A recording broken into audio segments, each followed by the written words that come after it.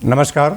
वाराणसी, जिसे काशी और बनारस के नाम से भी जाना जाता है, मोक्षदायिनी माँ गंगा के तट पर बसा यह प्राचीन शहर अपने ऐतिहासिक और सांस्कृतिक धरोहर के लिए जाना जाता है।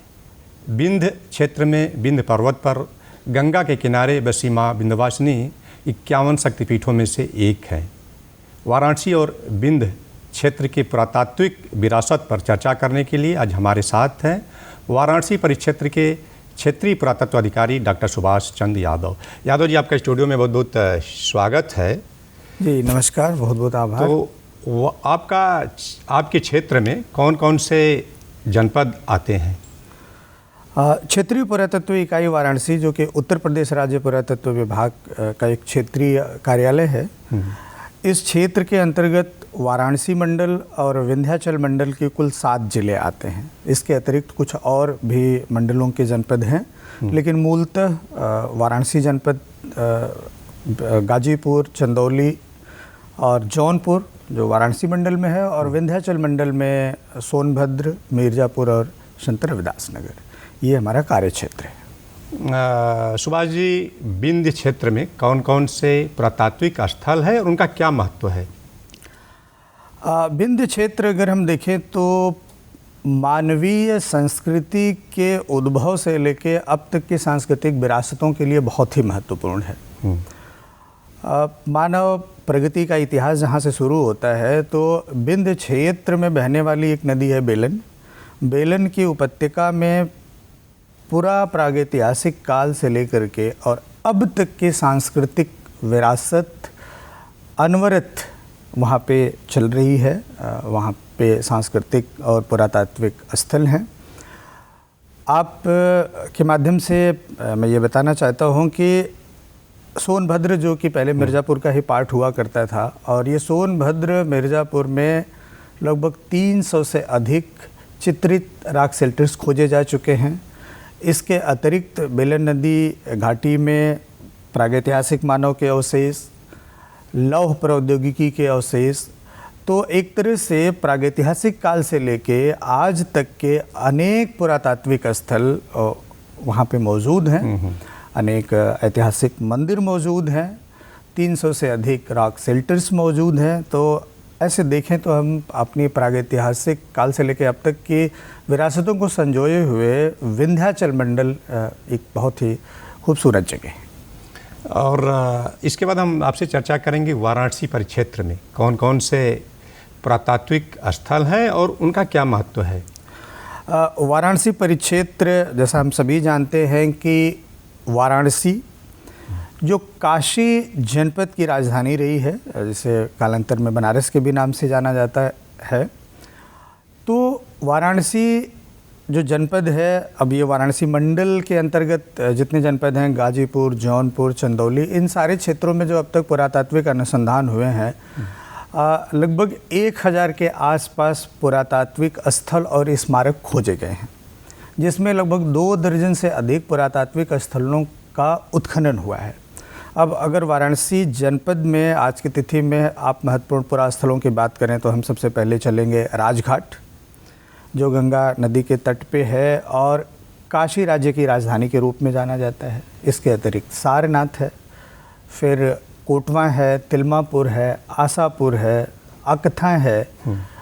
काशी विश्वनाथ कॉरिडोर में सरस्वती फाटक के पास पुरातात्विक उत्खनन हुआ। सूल टंकेश्वर में पुरातात्विक उत्खनन हुआ। रामनगर में, जो कि वाराणसी में गंगा के उस पार है, वहाँ पे भी पुरातात्विक उत्खनन हुआ। चंदौली में हम चलते हैं तो वहाँ भी अनेक ऐतिहासिक पुरातात्विक स्थल और स्मारक है, लेकिन पुरातात्विक खुदाई में दुनिया में लोहे के सबसे प्राचीनतम प्रगलन के अवशेष चंदौली से हैं। मुसाखान बंधे के पास एक पुरास्थल है मलहर, वहीं पर मिला हुआ है। जनपद गाजीपुर में चलते हैं तो मसोंडी से लेके प्रहलादपुर तक, सैदपुर भीतरी, जहाँ स्कंदगुप्त का अभिलेख है। इसके बाद हम अगर जौनपुर चलें तो वहाँ पे मादरडी, हरिहरपुर जैसे कई पुरास्थल उत्खनित हैं, जिससे गंगा के इस मैदान में वाराणसी परिक्षेत्र में कम से कम 2000 ईसा पूर्व से लेके अब तक के सांस्कृतिक निरंतरता का प्रमाण उपलब्ध है। सुभाष जी, जो दोनों क्षेत्र हैं, विंध्य क्षेत्र और वाराणसी परिक्षेत्र, पर्यटक की दृष्टि से इन पुरातत्वों का किस तरह से महत्व है? अब ये एक बहुत ही खूबसूरत जगह है, लेकिन काशी को काशी बनाने में, वाराणसी को वाराणसी बनाने में अगर हम थोड़ी गहराई से ध्यान दें तो देखेंगे कि गंगा जी के दाहिने तट पे विंध्य पर्वतमाला और बाएं तट पर गंगा जी द्वारा लाई हुई मिट्टी से बना हुआ एक खूबसूरत सस्य श्यामला भूमि से निर्मित उपजाऊ भूभाग। अब गंगा जी के दाहिने तट पर जो विंध्य पर्वत श्रृंखला है, इस पूरे पर्वत श्रृंखला में तमाम तरह की खनिज संपदा मौजूद है, जिसमें आप शुरू करें लौह प्रौद्योगिकी के अवशेषों से लेकर के फिर चुनार के बलुआ पत्थर, जैसे अशोक ने अपने समय में जितनी मूर्तियाँ और जो स्तंभ बनवाए वो सब यहीं चुनार के बलुआ पत्थरों से गए जो विंध्य पर्वतमाला में हैं। इसके अलावा मानवीय अवशेष तो वहाँ हैं ही। तो उधर एक तरफ गंगा जी के दाहिने तट पर विंध्य पर्वतमाला में तमाम खनिज संपदा और बाएं तट पर इस सस्य श्यामला भूमि में जो बहुत ही फर्टाइल भूमि है, उपजाऊ भूभाग है, यहाँ पे तमाम तरह के फसलें मौजूद हैं। तो एक तरह से यह जो गंगा जी के दोनों तरफ बसा हुआ क्षेत्र है, दाहिनी तरफ एक तरह कह सकते हैं हम कि यह अरण्य संस्कृति और इधर मैदानी संस्कृति। तो वाराणसी एक बहुत बढ़िया जगह इस संदर्भ में होती है कि यह अरण्य संस्कृति और नगरीय संस्कृति का मिलन क्षेत्र है। अब वाराणसी की भौगोलिक स्थिति अगर हम देखें तो प्राचीन काल में आवागमन का जो सबसे महत्वपूर्ण साधन रहा है वो है नेविगेशन बाय नाव। वो गंगा जी के थ्रू आएंगे और गंगा जी से जुड़ी हुई तमाम नदियां हैं, और मैं पैदल भी चलेंगे तो गंगा जी की तरफ से जाएंगे। तो उसमें बनारस एक बहुत ही महत्वपूर्ण सामरिक स्थल है और पर्यटन के दृष्टिकोण से देखा जाए तो बहुत ही महत्वपूर्ण है। वो इसी तरह से, इसी ऐतिहासिक परिपाटी में, इस भौगोलिक विशिष्टता में जो एक ऐतिहासिक परिपाटी बनती है, उसमें क्रमशः देश भर के सभी भूभागों के लोगों का आवागमन होता है और इस आवागमन के माध्यम से इसकी सांस्कृतिक विशिष्टता में निरंतर वृद्धि होती है। तो एक तरह से देश के साथ साथ विदेश के पर्यटकों के लिए भी एक आकर्षण का केंद्र बनता जाता है, क्योंकि हम सभी जानते हैं कि काशी को हम मिनी इंडिया कहते हैं, लघु भारत कहते हैं।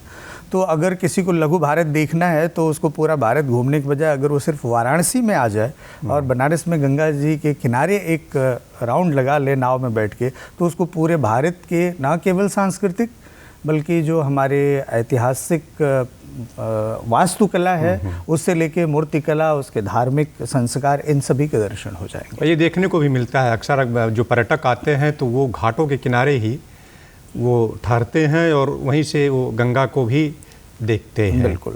ये सुभाष जी, सबसे महत्वपूर्ण बात आती है कि जो धरोहर है, जो विरासत है, जो हमारा पुरातत्व, उसके संरक्षण के लिए आप लोग और सरकार किस तरह से काम कर रही है?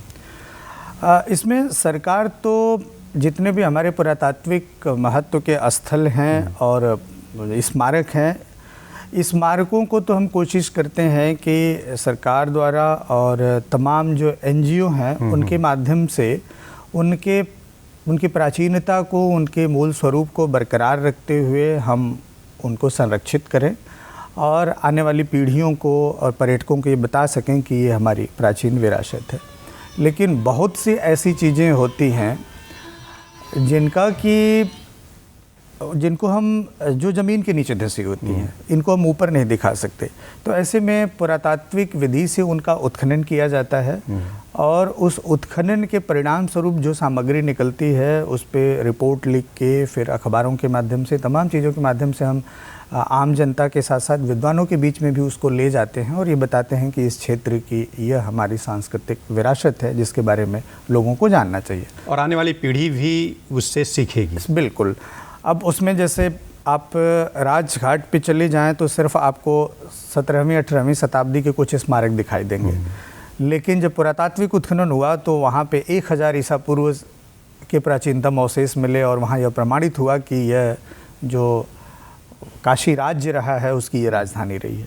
इसी तरह रामनगर में आज की तिथि में हम जाएं तो ऊपर रामनगर के फोर्ट के अलावा आपको कोई प्राचीन अवशेष नहीं दिखेगा, लेकिन पुरातात्विक अवशेष में वहाँ भी काशी के समानांतर 2000 साल पुराने अवशेष प्राप्त हुए। 2000 ईसा पूर्व के आसपास के अवशेष प्राप्त हुए। एक समय में रामनगर की लीला भी काफ़ी प्रसिद्ध मानी जाती थी, लोग काफ़ी विदेशों से भी आते थे देखने के लिए।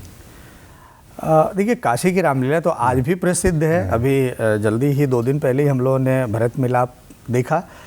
असली बात यह है कि ये डिजिटल युग है और जब इन चीज़ों का हम डॉक्यूमेंटेशन कर ले रहे हैं और तमाम माध्यमों से इसको जब प्रसारित कर रहे हैं, टेलीविज़न पे या तमाम OTT चैनल्स पे, तो उससे जब लोग अपने घर में बैठे हुए देख रहे हैं तो थोड़ा सा उस स्थल पे आने वाली फ्रिक्वेंसी थोड़ी कम हो रही है, लेकिन उसकी महत्ता में कोई कमी नहीं है। वो आज भी उसी महत्ता और गरिमा के साथ वर्तमान बनी हुई है।